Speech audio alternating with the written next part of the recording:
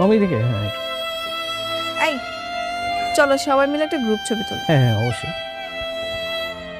এই তুমি এখানে কি করো? তুমি ওইদিকে যাও, দূরে যাও। কেন, কি সমস্যা? ওর শরীর থেকে দুর্গন্ধ আসতেছে, এটা বুঝতেছিস না? এসব কি হচ্ছে ভাইয়া?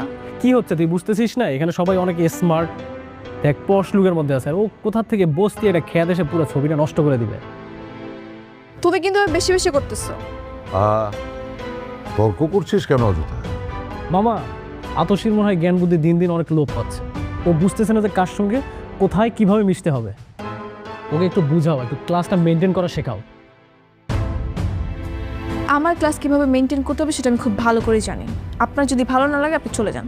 কি এই বস্তি ক্ষেতটার জন্য তুই আমাকে এখান থেকে চলে যেতে বলতেছিস? বাবা থামাও ওনাকে।